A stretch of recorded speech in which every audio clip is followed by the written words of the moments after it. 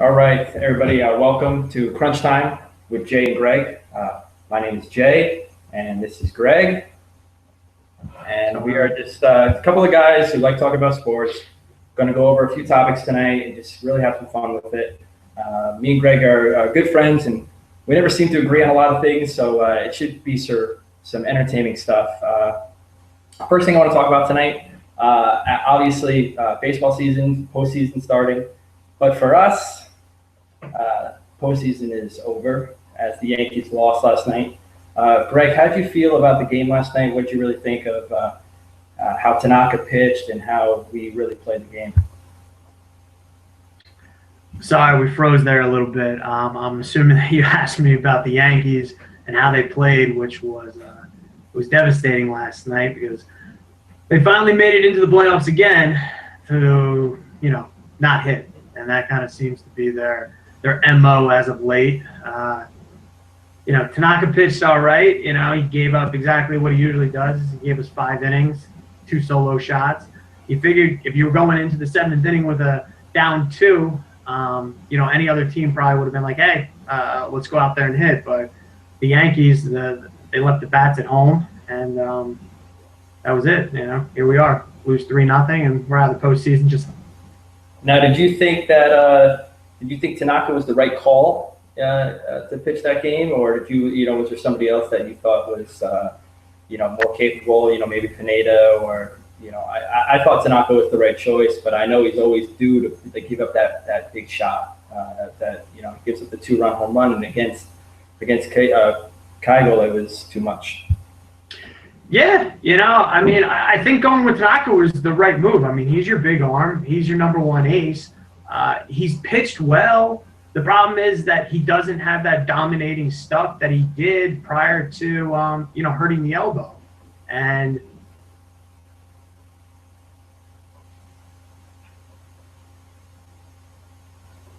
for Gem, he just wasn't able to do that. Like I said, he's pitched well. The problem is in his 24 starts this year, he's given up 25 home runs. And last night, that 2nd-inning home run to the Astros, it kind of deflated everybody, and it took the crowd out of the game. And even though they were only down 2-0, after the second home run by Carlos Gomez, it felt like they were down 6-0 because, again, the Yankees can't hit. And then another thing too. I thought the way that Keigel was pitching was, a 2-run game was over at that point. I mean, we're relying on guys that are. I'm sorry, I keep looking over at the screen. I'm watching the Pirates Cubs game right now. Cubs are up 3-0. I mean, we're relying on 2 guys, our best hitters, who are 38 and 40 years old. I mean, these aren't guys these aren't young players. We're relying on a guy who's 40 years old who had a great season, but is not we can't be relying on a guy like that in A-Rod, So I think that, I mean, what do you think about the younger hitters and I mean, the bats went quiet for everybody. Yeah, you know what? I really had a problem with Jacoby Ellsbury not playing last night. I understand wanting to get, say, a Chris Young into the game because he hits lefties very well, and he has all year. But why was Gardner playing? Gardner ended the year one of the worst batting averages, since the All-Star break. And Ellsbury for the last, 2 or 3 weeks, hadn't been hitting the ball great, but I know he was definitely over 275 for the last 2 or 3 weeks. So I would have had Ellsbury in the lineup. If you want to go with Gardner for the first 2 or 3, but he had his first 3 at bats were strikeouts. So after that 3rd strikeout, they should have brought in Ellsbury. I know Ellsbury got 1 at bat and he flew out or he grounded out. I'm not exactly sure. I think it was a pop up to short, but he should have been in the lineup. And then you're asking too much, like you said, of a 39, 4-year-old guy in A-Rod to really carry the team, and they just weren't able to get it done. It's sad, but here we are. It's going to be over, and we move right on to football. Yeah, I thought the same thing. I thought Ellsbury should have started that game. I didn't think Gardner played well. towards the end of the year. And I don't think anybody really, the way that the Yankees finished the end of the year really hurt everyone. I mean, it kind of took the wind out of the team, and there was no fan. I mean, I'm a big Yankee fan, and I didn't see any optimism going into that game. So I kind of thought that, I as much as I want us to win, I kind of thought that we were going to lose that game if Tanaka gave up that run with that, even one run early in second inning. I thought it was kind of done by then. So yeah, it's kind of what happened, when nobody hits and you get down early, it's hard, the nerves creep in. I thought the one thing, the fact that they were playing at home, I guess it's not the old Yankee Stadium, so the ghosts of Yankees lore and Yankees past didn't come back and help them out. But what are you gonna do? On to the Giants. On to the Giants.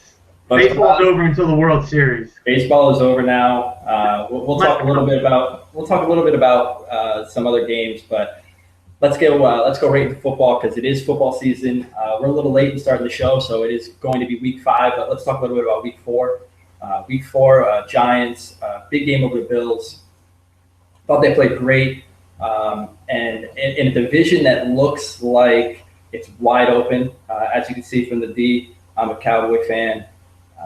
Cowboys are not looking too great right now. Brandon Weeden not playing terribly, but he's no Tony Romo and no Des Bryant, and I just think that division is wide open. And do you think it's the Giants' division to take, or do you think that somebody else is gonna? Do you think the Eagles are gonna right the ship, or do you think that maybe even the Redskins might start clicking, and we'll see what happens there? Yeah, I mean, there's no signs right now that the Eagles are going to right the ship. If they were going to change it, it was going to be last week against Washington, and Sam Bradford just wasn't able to pull through. I did get a chance to watch the end of that game, and I mean, he had a couple chances late, and his offensive line just didn't help him out. I have always been a big supporter of Chip Kelly. I thought the offense was great. Them going 10-6 last year and missing the playoffs. But DeMarco Murray is just not the same guy. And I don't think it's him. I think he's not playing behind the line. And, he's a downhill runner. So I don't really see the Eagles, righting the ship. I think it is the Giants and them winning last week against Buffalo to get the 2-2. I think that really, really helps them. Yeah, I think with DeMarco Murray and the Eagles, I think that's a system thing. He's a downhill runner. I mean, LeSean McCoy was a side-to-side making moves. If you got stopped somewhere, he could juke out of there and be down the field. DeMarco Murray, it's eye back, run the ball, find a hole and go. So I don't think the Eagles. And you're relying on Sam Bradford here. I mean, Sam Bradford is not. Sam Bradford is not an elite quarterback. I don't care what system you're in. I mean, even Mark Sanchez had a better time in this system than he did. And getting rid of Nick Foles, you look at how good Nick Foles is doing in St. Louis. I don't know what Chip Kelly was thinking. I mean, this is his team now. So, those mistakes are going to be there. But I think this is Giants' division. And if the Cowboys can somehow, split some games here, win 2-3 games before Romo gets back. I mean, let's say Romo comes back, week 10 and we're, 4-6 or, something like that. We're still got a shot. We're still kind of in it. But I think the Giants are playing too well right now. But another thing with the Giants, your boy, Odell Beckham Jr., being called soft, being called prima donna, and, taking shots and punches at defensive players on the Bills, and a lot of it talk about that. He received a $9,000 fine. What did you think about that story? Yeah, I mean, one thing, Odell is not soft. I mean, I think we've seen that through the 12 games last year and the first 4 games this year, is that he is not soft. I mean, he's willing to, he does the crossing routes. He's willing to take hits from safeties. The negative about him is that he's a little brash. I mean, when he gets a 5-yard catch for a first down and he gets up and he does the dance and he does the first down sign, that's what's irritating a lot of people. On the fact that he's also only his second year in the league, he's the cover of Madden this year. There's a lot of things, there's a lot of reasons why defensive players and other players in the league will want to take shots at him. He's got to be a smarter player than that. He cannot get into a physical altercation with another player. Pushing, shoving, fine, but throwing punches, I have never understood that. I mean, two guys are wearing helmets and somebody's throwing a punch at somebody else. Doesn't make any sense. Yeah, I didn't get that either. I didn't understand you're punching a guy with a helmet on. I don't see how that's going to affect him. But I do think that Odell Beckham is a prima donna. I think he has, I think he has the catch, and everybody thinks he's so great. And he's been in the league for a year. I mean, come on, you haven't earned your dues yet. You haven't. Yeah, you did one catch, and everybody thinks you're the greatest. And I understand he has the most receiving yards in the history of the NFL for a rookie. But you know what? What are you going to do now? RG3 looked like the second coming, and then 2 years later, he's out of the league. I mean, he's in the league, but he's a third string quarterback right now. He's terrible. I'm not saying Odell Beckham is going to be the next RG3, but I am saying is he's got to earn a little bit. You can't just go out there and expect to have, defensive backs be afraid of you because you're Odell Beckham Jr. Like, I'm so scared of you. I don't know. I mean, I thought this is all coming from the guy wearing a Dallas hat that's got Tony Romo and Des Bryant on his team, and he's talking about Odell being a prima donna. I get it, but right now, who else is on the Giants? I mean, Eli is not a guy that's going to, cause a lot of, waves. I mean, in his demeanor. Victor Cruz isn't there. There's nobody on the defense right now. So, I mean, really, Odell kind of is the voice. He's the face. He's everything that the franchise has. I agree with you. I think he can be such an elite player with his physical skill set and his ability to be able to beat players off the ball and go up and make, spectacular catches. He doesn't need all the antics. With that said, what are we talking about here? A 21, 22-year-old guy, he hasn't played a full season in the league. I mean, he's out there as an entertainer, and that's what he's trying to do. He feels that every week he can do something spectacular. And you know what? Through the first 16 games, he kind of has. Because who else on the team? There's no one else on the team except for Odell, and Eli. But speaking of, you brought up Victor Cruz, and I want to talk to you a little bit about that too. Is he coming back? Is he, he had the knee injury, then he had the hamstring, and then, he's got his fiance texting, his side chicks today, or I don't know what's going on there. He seems more, maybe it's just a distraction to the team. Is he coming back to the team? I mean, because I'll agree with you there that Victor Cruz and Odell Beckham is going to be a 1-2 punch that's going to be very hard to stop. Yeah. But is it a Miles Austin situation where Miles Austin hurts his knee and then you never see from the guy again? You see this all the time with players when they have one injury, and they do all this type of rehab for that one injury, and then they may come back a little too soon and they get that another nagging type injury. And that's kind of what he has right now. He suffered one of, ACL is not the worst thing anymore. I mean, he tore his patella. And that's like one of the worst things to come back from. And now he's got that bone bruise or the muscle bruise in his calf. When you got a guy that relies strictly on his legs for explosion and running and being able to jump and make the catches, it's hard. I think he thought he was back at 100% and he tried to go at full tilt at practice and just realized he wasn't. I think the Giants are in a good place right now at 2-2 with the fact that Philadelphia's not playing well, with the fact that Dallas lost again last week, that they can probably rest him and, without really needing him back. So, I'm saying he's going to come back. I don't know what kind of player he's going to be, but I think anything to, suit up next to Odell, putting, Victor in the slot. He was one of the better receivers in the slot when he was in the game with, Hakeem Nicks on the outside. I'd really like to see what he would look like next to Odell, because I mean they only got to play, I think it was 2 games last year. Yeah, 2 games. Yeah, so I think that'll be a really fun, tandem. That'll give just Eli another weapon. So, I say he's coming back. I don't know what kind of player he's going to be, but yeah, I think the slot receiver is the best role for him. He's not a number 1 guy. I never thought he was. But let's go to the other side of the locker room in Giant Stadium, or whatever they're calling it these days. Jets, big win over the Dolphins. Such a big win that there's no head coach for the Dolphins. Well, there is now. There's an interim coach, but Philbin got fired. So how do you think the Jets looked? What do you think the Jets, season holds for them, and so on?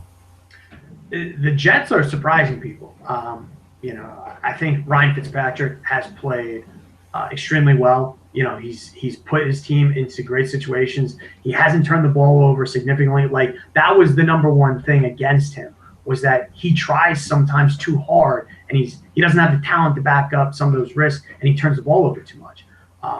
The Jets right now is exactly the team that Rex Ryan wanted them to be. Ground and pound, play great defense.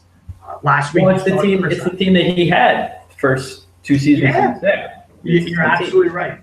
You're absolutely right. I mean, but last week, you go across the pond, you go into London, and Chris Ivory rushes for 160 yards and a touchdown. I mean, you can't ask for something better. And then your defense, they had 3 sacks last week. They had an interception. It was a forced fumble. I mean, they pretty much did it all last week. How great was it waking up at 9:30 in the morning and watching football? That was the best thing, You get out, you have a couple Bloody Marys. It's like living in California, Wake up 9:30 before watching the game. All day long you're watching games. It's great. But for me, they're the Jets. It's a franchise thing. They can play as well as they want. Ryan Fitzpatrick is not a, Tom Brady. He's not, and I'm not expecting him to be, but I'm waiting for the other shoe to drop. I'm waiting for the interceptions. I'm waiting for the fumbles. I'm waiting for the bad decision that Ryan Fitzpatrick is known to make. Because when he played in Buffalo, he was doing the same thing. He was throwing touchdowns. They gave him a huge contract, did the same thing. And then all of a sudden, here are the interceptions. Here's the lost games. He's not, he's been in the league for a long time. There's a reason that he's bounced around to a couple of teams. And I don't think that the Jets are good enough at this point to fight for a spot in that division. I don't think, with the Patriots being the Patriots, and Tom Brady, is going to play until he's 50 years old and throw 50 touchdowns. I mean, that's who they have to face, and I don't think the Jets have enough for that. So what do you think? You think they're going to be able to take 1 game from the Patriots this year? Or you going 0-2 against the Pats? I think they're going to go 0-2. I think when the Patriots play in New York, it's going to be a close game. But I don't think I can't see Tom Brady losing to that Jets team, because no matter what they throw at Tom Brady, listen, I hate Tom Brady, but whatever they throw at him, he's the greatest quarterback in the game. So no matter what defense, you can put Revis on an island, you can do whatever you want, but he's going to pick apart everybody else. That's just the way the Patriots play. Yeah, I mean, I can see it from your side too. And let's be honest, it's only 4 games. We have no idea, how Ryan Fitzpatrick is going to fare, the remainder of the season. Aside from really Geno Smith getting his jaw broken, they haven't had to suffer too many injuries. Eric Decker, is limping around a little bit. That may, hinder them a little bit. But, like I said, I think Eric Decker is garbage. I don't like Eric Decker at all. I don't think he's, I think the only reason he got that big contract, and let's be honest, we all know it, because he played for Peyton Manning. And when you're playing for Peyton Manning takes the guy out of the stands and makes him a superstar. All right. Look at Brandon Stokely. Brandon Stokely was garbage after he left Peyton Manning. And then he came back and finished his career there. But I don't think Eric Decker is. That's why they had to bring in Brandon Marshall, because Eric Decker wasn't, he wasn't blowing anybody away, So what you're saying is Eric Decker is not on your fantasy team. Eric Decker is definitely not on my fantasy team. First of all, no Jets will ever be on my fantasy team, ever. That's a strict rule I have. And now I have a strict no Cowboy rule either because I got Romo and Des Bryant both on my team and both injured. So I am the curse for the fantasy Cowboys. I'm no longer allowed to draft any Cowboys. How is your fantasy team looking this year, Greg? Oh, I think I lost Greg. There it is. All right. I'm still here. No, I was saying, I usually agree with you. I mean, I actually have Brandon Marshall on one of my fantasy teams. The point of the show is to not agree with me, Greg. You remember that, right? Well, yeah, But, I mean, you're making some good points. I mean, let's be honest. I'm still a Giants fan, so I got to hit on the Jets a little bit. Yes. But honestly, I mean, with what Chris Ivory is able to do on a day-to-day basis or a game-to-game basis, I think that's actually, I was going to disagree with you before, you saying that you think the Jets are going to lose both games to the Patriots. I think, honestly, I'll go as a split right now, as a non-biased party. But I think what the Jets are doing, being able to control the clock with the run game, being efficient enough in the passing game, and then having a stellar defense. One of the best things that I know as a Giants fan, the way you beat Tom Brady is you rush the passer. You get people up in the middle so that way he can't step up, and you bring constant pressure. But you got to do it with your fourth down defensive lineman. And right now, I mean, the Jets have one of the best front four in football, I would say. You got Muhammad Wilkerson. You got Sheldon Richard. He's going to come off the suspension. Coples is playing well. Leonard Williams, their rookie. I mean, another big body that you can just throw in there. And then, Todd Bowles, he comes out with some type of blitz scheme, every once in a while. But as long as those front four can rush the passer and get after the quarterback, even if they don't get there, they're just disrupting everything. That's how you beat Tom Brady. And, right now, I'll say they split, but. Yeah, I mean, that is the formula for beating Tom Brady. You can ask the two giant Super Bowl teams. You put pressure on a guy. Mike Tyson had the famous line, everybody has a plan until you get punched in the face. That's exactly what it is. If you knock the quarterback on his ass, it's going to change his game plan and what he's doing. So speaking of the Patriots, I'm going to, we got, let's see, 6 teams that are undefeated still. I want to get your opinion on who you think is real and who you think is good schedule, just kind of coasting along and getting some easy wins here and there.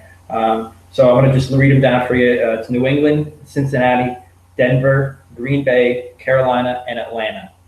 Who do you like and who do you not like?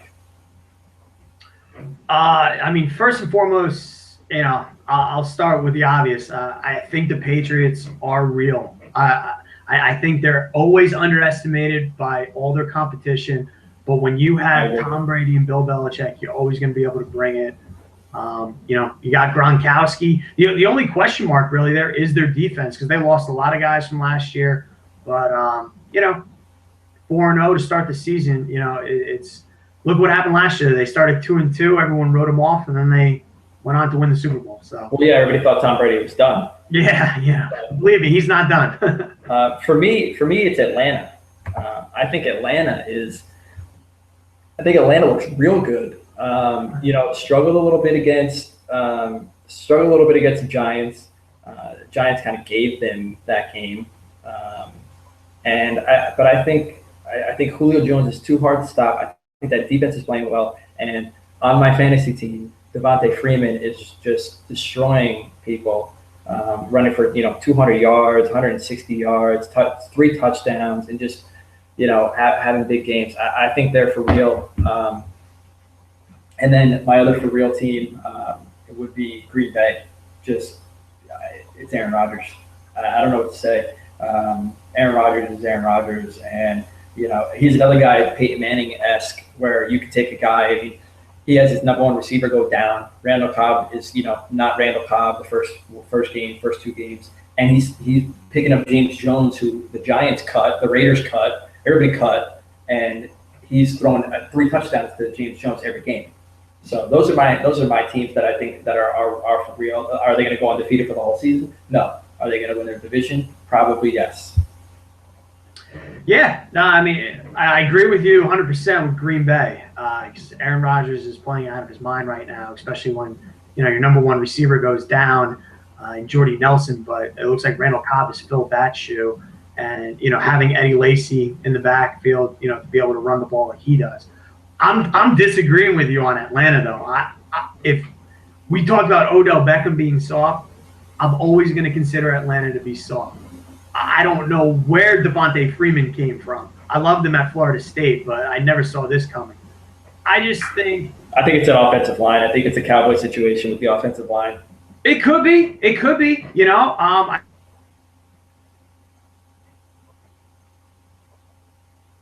From a year ago, it could be.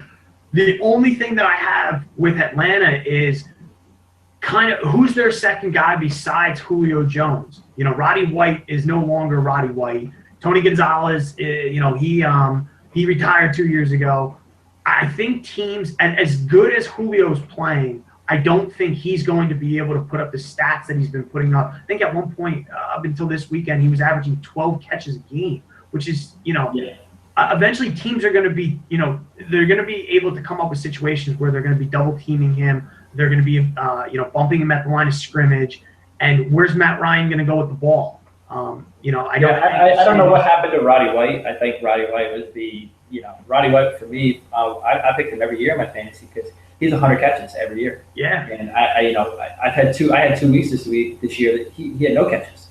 So I don't know if they're just Julio's just so good that we're just going to throw him up the ball and see what happens, or is Roddy White done, or they need to find something else, because I agree with you that Atlanta seems like they can falter, but I just think that they're playing so well right now, and the way they're running the ball, it really opens up the passing game for Matt Ryan, and I think Matt Ryan is a above average, great quarterback. I wouldn't say he's top 5. I'd say he's knocking on top 10, but I think that they look the strongest for me.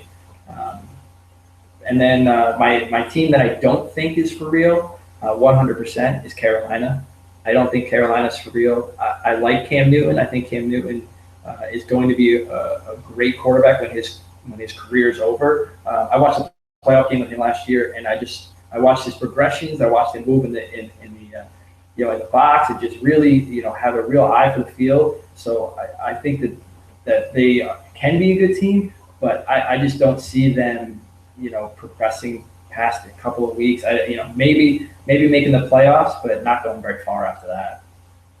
Yeah, no, I agree with you on that one. I mean, we're agreeing a lot on this show, which is totally not like purpose. But you're right. I mean, I look at Carolina. Where are the weapons? They lose Kelvin Benjamin.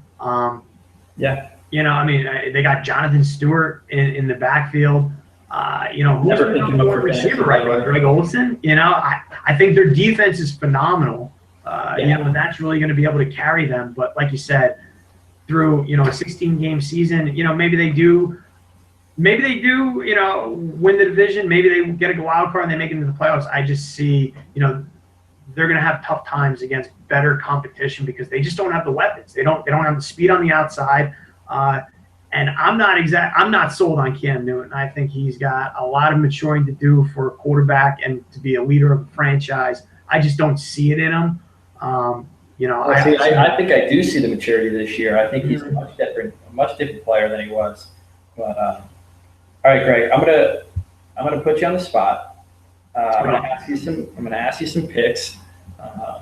Hopefully, for the one person that watches the show, use your picks, because I don't think that you have the right idea of who's going to win these games. But I'm gonna read them down. Just give me one word answers. Who you think is going to win these games? Okay. Let's go Thursday night. Colts Texans. Oh, Colts. I'm hoping Andrew Luck plays. Okay. Bears Chiefs. We'll go with Chiefs. Okay, Chiefs. Seahawks Bengals.